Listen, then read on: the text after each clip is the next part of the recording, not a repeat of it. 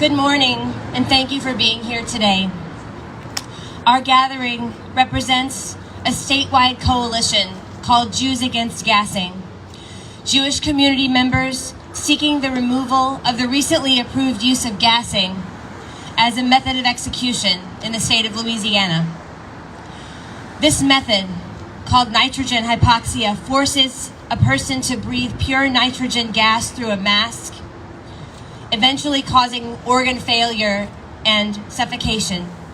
Witnesses to gassing report observing a horrifically lengthy and painful death. Some of those in this coalition and our allies are opposed to the death penalty in all its forms, and others are not. But despite such differences of opinion, we are united in our belief that gassing is uniquely abhorrent, and we object in the strongest terms to its inclusion in the laws of our state. While gassing has only been used a few times in the United States, it was used thousands of times by the Nazi regime to methodically exterminate millions of our ancestors. And so we have come here today to say that our Jewish history, as a people whom a democratically elected government tried to gas to death and very nearly succeeded, this history matters here and now. Let the state of Louisiana have nothing in common with the Nazi regime of Germany. Let us not allow our efforts at a principled justice system, however flawed it may be, to be sullied by relying on an execution method associated with mass murder. Governments have been punishing people by execution for the entirety of human history, but modern, ethical, humane administrations no longer subject people to burning at the stake, to drawing and quartering, to stoning, to crucifixion. Because we reject the brutality of these methods, gassing belongs in this category.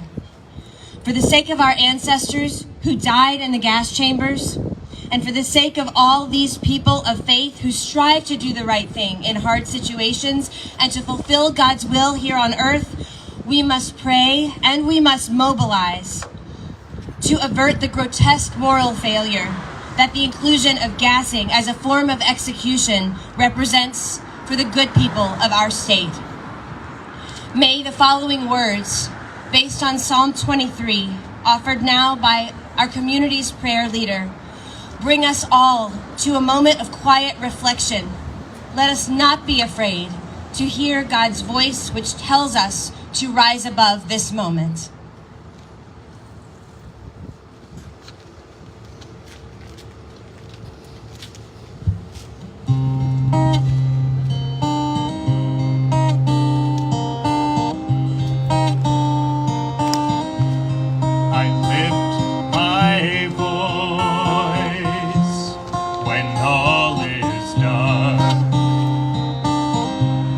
Into God's hands.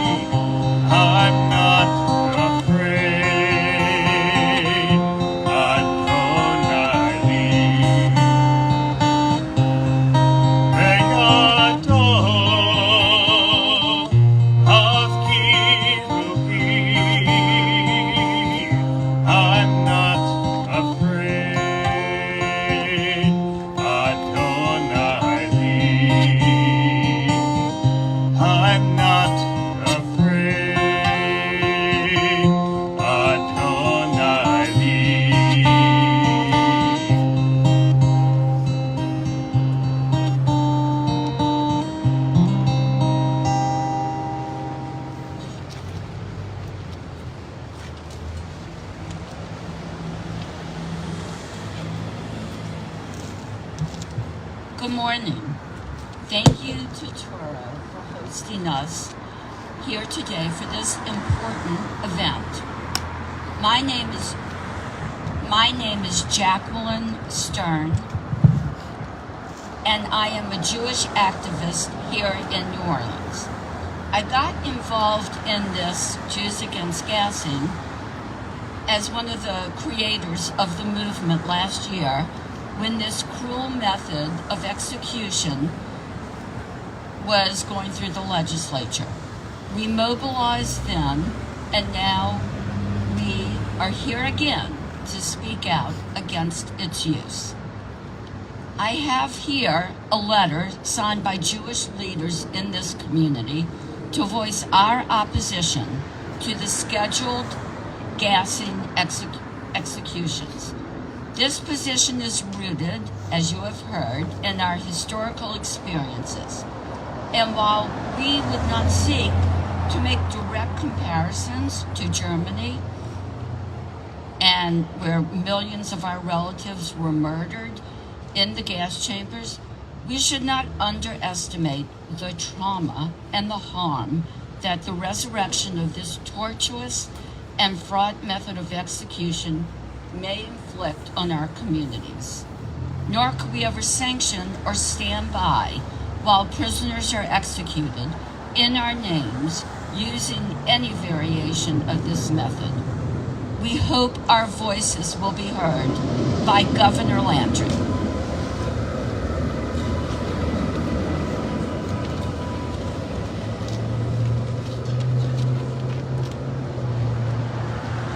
Good morning, everyone. I'm Rabbi David Cohen Enriquez from Shir Hadash Conservative Congregation.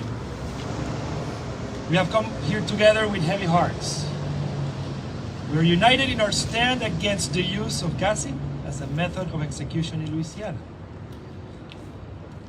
As we've heard, this method calls to mind the horrors of the Holocaust, and it strikes at the very core of our community's collective memory.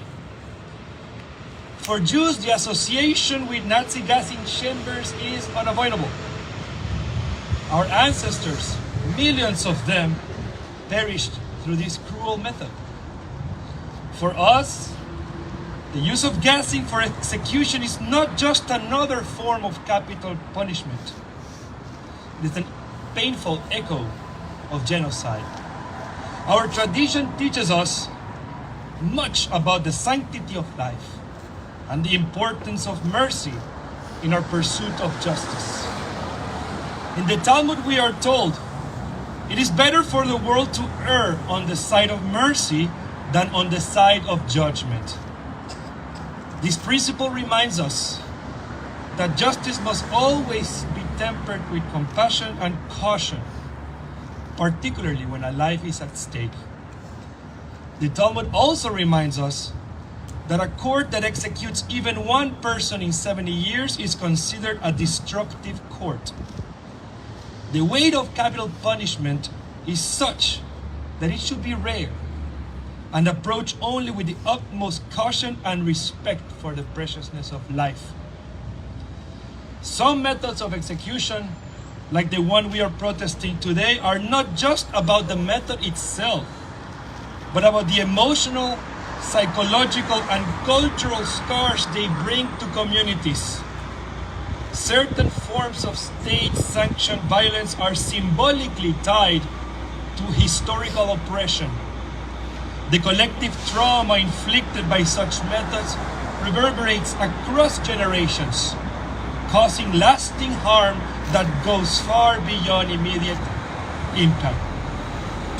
The way in which we execute justice must be guided by the highest ethical standards, with an unwavering commitment to human dignity and mercy. As Jews, we have a collective responsibility to speak out against the use of gassing as a method of execution and to defend the sanctity of life in all its forms, even for those we might consider beyond salvation or beyond receiving grace, whether divine or human. Please join me in prayer. Eternal One, Creator of life, You have bestowed upon us the sacred gift of life, and we know that each soul is precious.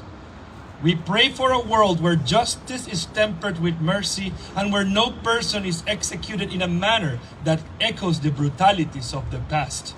May our leaders seek alternatives that honor the dignity of every human being.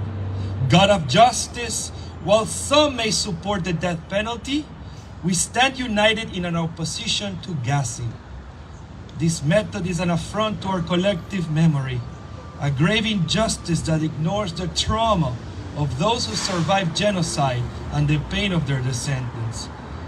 Please grant us the strength to speak out and to protect the dignity of all lives. May those in power hear us and act to ensure that this method is not used in our state. God of mercy, grant us the courage to continue building a society where all people are treated with respect, dignity, and compassion. May we always choose life as the Torah and many of our religious traditions teach, and may our leaders embrace justice and mercy in all their decisions. Amen.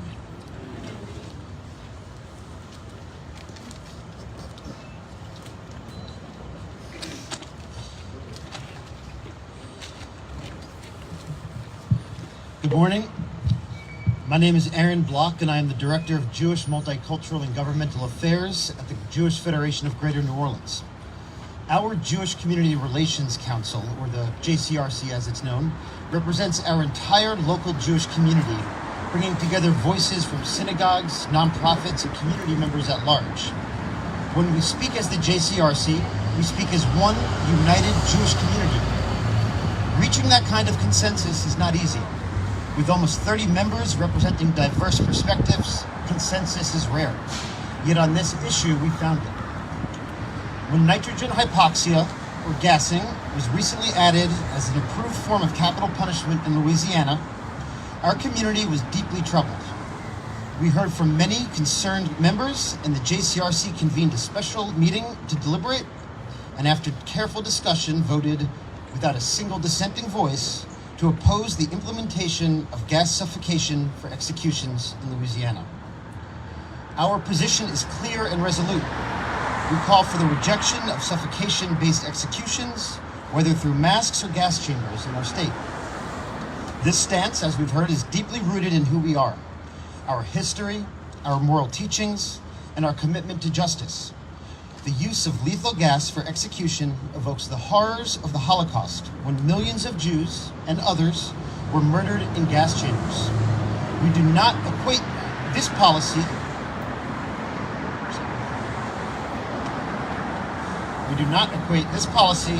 with my cold hands.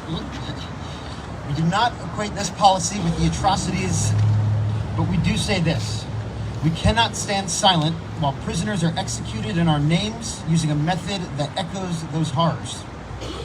Now, with the state having scheduled 2 executions, we stand here today to ask Governor Landry and the state of Louisiana to say no to gassing. The power to reject this method of execution is in their hands. We urge our leaders to listen to the voices of history, to the moral and ethical concerns of our community, and to the basic principles of human dignity. The Jewish community stands together, united and unwavering. We reject the use of gassing in executions, and we call on Louisiana to make the right choice. Thank you.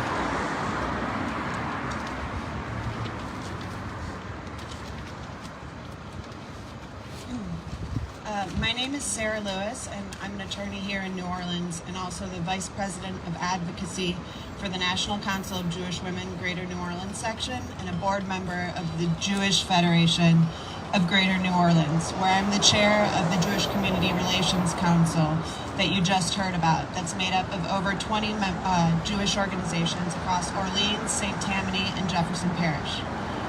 I'm also the grandchild of 2 Holocaust survivors.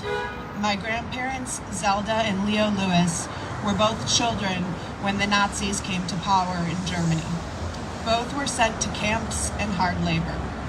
My grandfather turned himself over to the Nazis in the hopes of saving his sisters and his stepmother. But by the end of the war, both were the only survivors of their families. Many of their family members were put to death by gassing.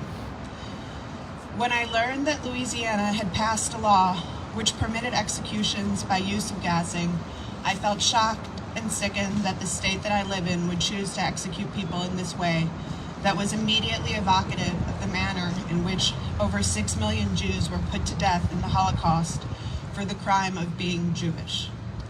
I know that many other Jews have felt that same visceral reaction, especially at this time.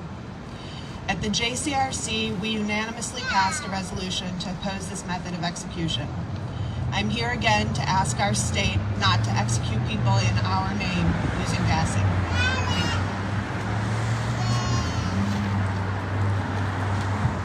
you. Good morning.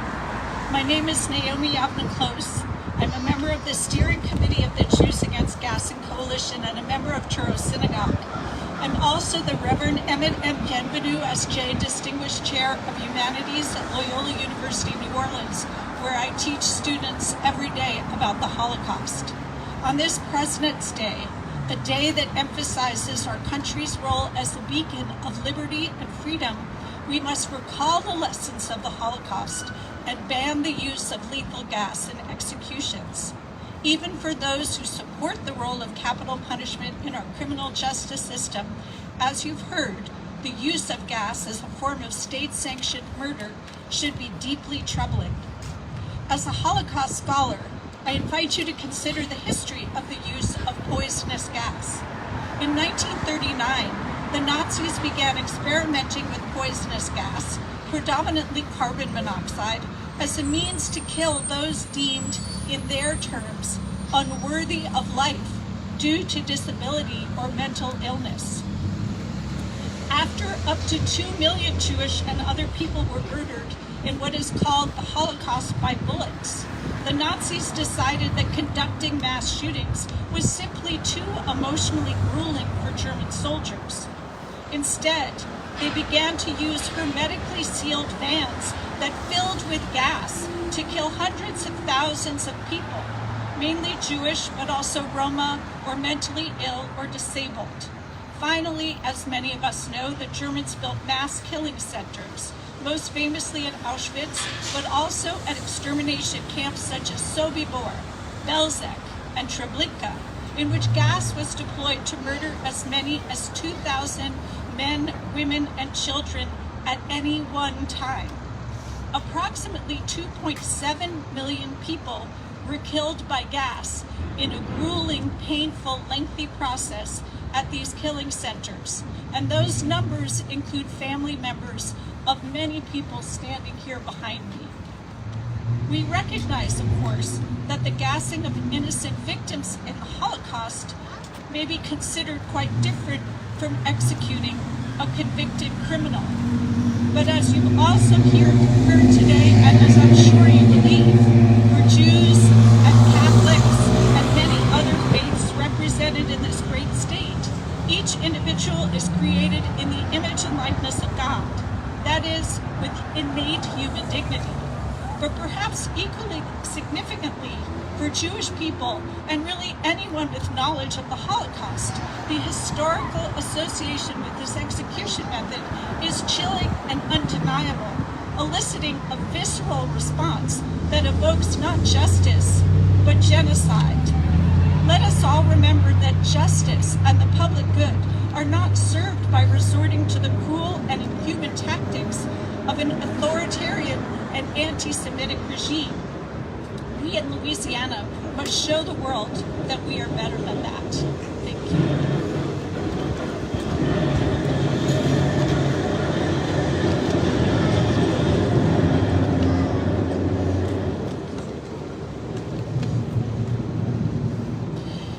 My name is Alex Page Loomis, and I am a member of Touro Synagogue. My grandparents survived the Holocaust, but their parents and siblings did not. My great-grandmother, a young mother of 7, was murdered with her baby daughter in the gas chambers of Auschwitz.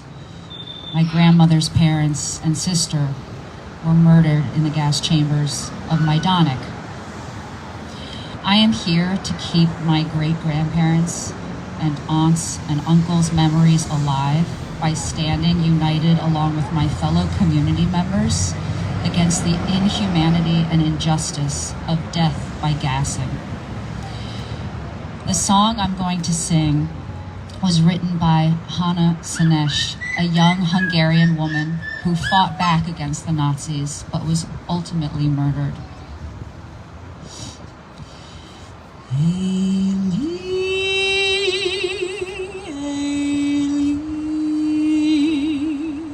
I pray that these things never end.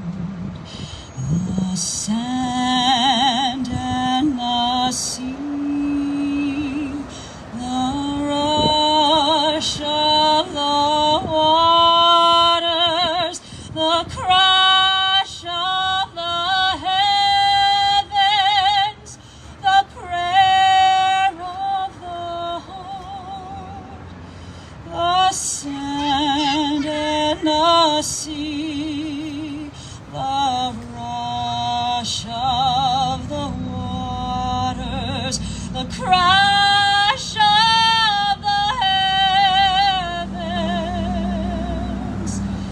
the prayer of the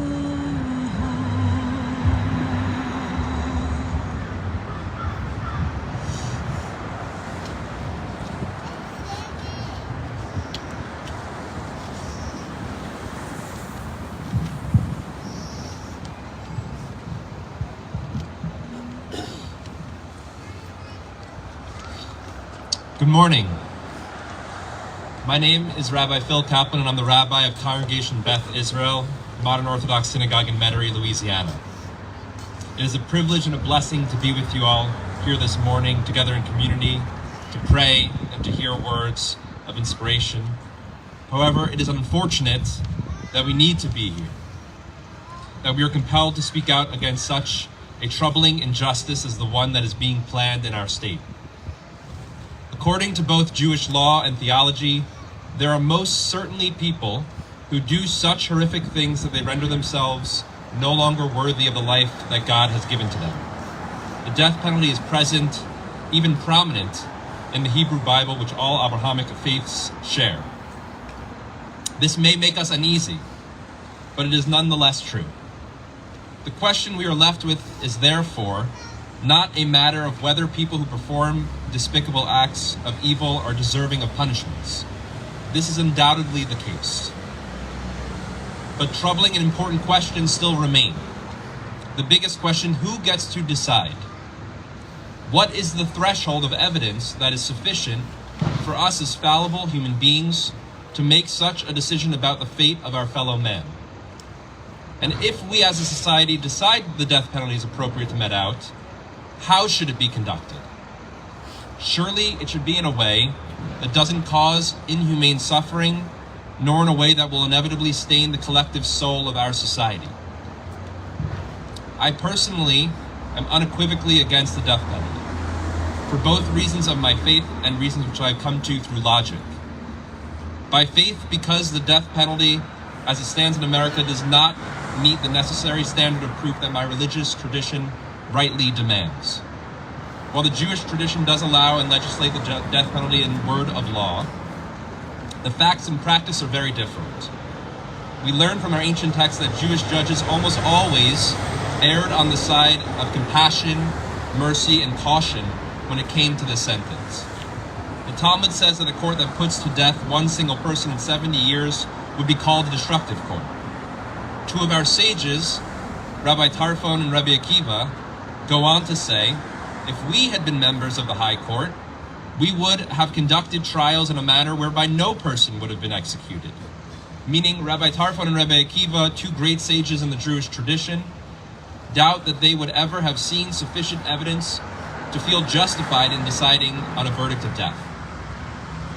Then there is the reason of logic.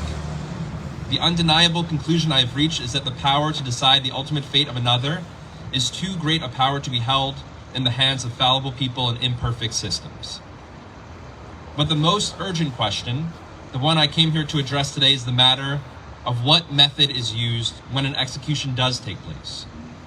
I'm deeply troubled by the state's plan to utilize gassing to execute multiple individuals next month. It is, by all accounts, untested and unnecessarily cruel. Everyone already knows this. What I, as a Jewish leader, must say here is that the use of poison gas for state-sanctioned execution unmistakably and immediately evokes for millions of American Jews horrific memories of the depravities our ancestors endured at the hands of Nazi Germany, when lethal gas was used to mass murder our people. As a Jew and as a rabbi, I cannot stand idly by when such depravity is proposed in my own backyard.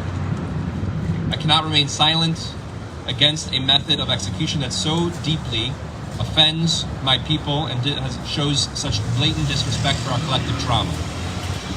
Many members of Louisiana's Jewish population came to the state to escape Nazi persecution and built their lives here in defiance of Nazi hatred. Many others have family who died in Nazi death camps by lethal gas. That their beloved American home state, the land of their American dreams, would duplicate this method of execution is unconscionable. The Torah teaches us, Lo ta'amod al dam re'echa. Do not stand idly by the blood of your fellow. I urge the governor to reconsider this plan, to refrain from taking our society back in time to the Dark Ages, to refrain from policy that is so callously ignorant of the memory and the sensitivities of the entire Jewish community of the state, to refrain from behaving so cruelly in the name of Louisiana's citizens, and to refrain from leading our beloved state on a path of moral rot from which there may be no return. Thank you.